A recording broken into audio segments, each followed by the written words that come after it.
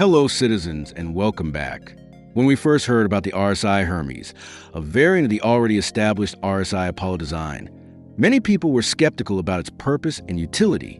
After all, the Apollo chassis didn't seem particularly suited to cargo hauling. Even before we got our first look at the new RSI ship, plenty assumed the Hermes would be just another RSI cash grab. After the first leaked images and later public advertisements, the criticism didn't stop. Dead on arrival became the common mantra, and RSI Herpes was already a widely used nickname before anyone had even stepped inside the ship. Much of the criticism focused on the seemingly tiny rear ramp, which many believe would make loading cargo an absolute nightmare. Yet, once people began getting their hands on the RSI Hermes, opinions shifted quickly. What started as skepticism or outright dismissal turned into genuine surprise at the ship's design and performance. People quickly noticed its redeeming qualities, and the fact that the rear ramp actually handled cargo better than expected. Reviews began popping up everywhere praising how surprisingly capable the ship really was. But what truly stood out to us, and to many others, was the ship's rail-mounted tractor beam. Yes, a ship tractor beam. Something that until now has often felt more like a gimmick than a fun and engaging feature. Ship tractor beams so far. The first ship tractor beams were introduced over a year ago, primarily on salvage ships to help move debris, and of course with the arrival of the Argo SRV for towing damaged ships through space. After that, tractor beams slowly began appearing on more ships across the verse, with mixed results. We still remember using one for the first time on the Crusader C1. It was awkward. The tractor beam was positioned in a strange location, forcing you to move cargo from outside the ship while awkwardly turning inward. That trend continued with many ships. On several Drake vessels, for example, tractor beams often felt like an afterthought rather than a carefully designed utility. The Cutlass tractor beam barely provided visibility into its own cargo area, while the Caterpillar's beams couldn't really see the cargo grid at all, making even simple cargo movement unnecessarily clumsy. On top of that, they often felt slow and sluggish, and moving cargo simply didn't feel smooth. Later ships improved things somewhat. The RSI Zeus CL introduced a tractor beam mounted on an extending arm, greatly improving visibility and making cargo handling less awkward. The Argo Raft and Misk Hull C also provided much better visibility over their cargo grids, making them far more practical to use. Even so, they were never tools we used regularly. There was rarely any meaningful advantage over simply using a max lift or the ADLS. Another major issue was tractor beam station placement. On many ships, the control stations are buried deep within the vessel. On the Zeus, you have to walk the entire length of the ship to the bridge just to operate a beam for a cargo bay located on the opposite side. On the Argo Raft, already limited by elevator-only access, the tractor station sits all the way at the top rear of engineering. On the Hull C, it's tucked away up a ladder on the opposite side of the crew quarters. In short, tractor beam stations often feel like they're placed as far away from the cargo area as possible. It never made much sense, and it definitely discouraged us from using them. General consensus. Of course, this is all our personal experience. But we also asked other citizens how they felt about ship tractor beams, and the responses were surprisingly mixed.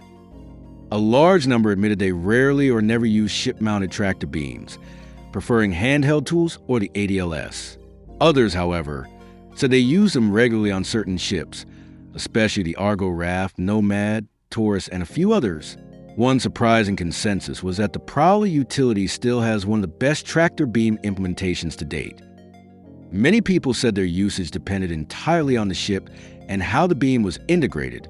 Previously mentioned factors like visibility of the loading area and the cargo grid, or the placement of the ship tractor beam station, whether it's conveniently placed or out of the way. Convenience seems to be an important factor. The ability to just land somewhere, open cargo bay doors from the pilot seat, and then immediately switch over to the ship's tractor beam to move the cargo out into an already open cargo elevator. Overall, ship tractor beams remain a mixed bag. Some people love them, others use them occasionally, and many ignore them entirely. They've certainly improved significantly since their introduction. Better angles, better visibility, smoother operation. But they still haven't truly revolutionized cargo hauling. They're useful tools when implemented well, but rarely essential. The Hermes rail-mounted tractor beam. While the Hermes itself has been a pleasant surprise, what really convinced us to keep this ship long-term is its rail-mounted tractor beam. Until now, every ship tractor beam has essentially been fixed in place. Some deploy outward or extend, but their operating position remains static. This makes placement extremely important. Poor positioning ruins visibility and limits usability. Even on ships with good visibility, you're still confined to a fixed location, constantly rotating the camera left and right to move cargo. It gets repetitive and doesn't feel particularly engaging. At that point, a max lift or ADLS often feels much more effective, and of course is a lot more fun to use. And that's where the Hermes changes things. It's the first ship we've seen with a rail-mounted tractor beam, allowing the operator to move between positions, specifically between the loading ramp and the rear of the cargo hold. The control station sits right at the ramp entrance, eliminating long walks from cargo elevators to the tractor controls. Visibility is excellent, allowing clear sight lines out of the ramp and across the cargo grid. It's not perfect by any means. Like many others, we dealt with cargo clipping walls, getting stuck sideways, or struggling with the ship's low ceiling. But despite those issues, the experience feels genuinely new. Operating the Hermes tractor beam feels like a game within a game, moving cargo while physically sliding along the rail, pulling crates in and out at speed, creates a dynamic and engaging experience we never felt with other ship tractor beams. There's movement, pacing, and even a skill curve to mastering it. It turns what is usually a mundane task into something genuinely enjoyable.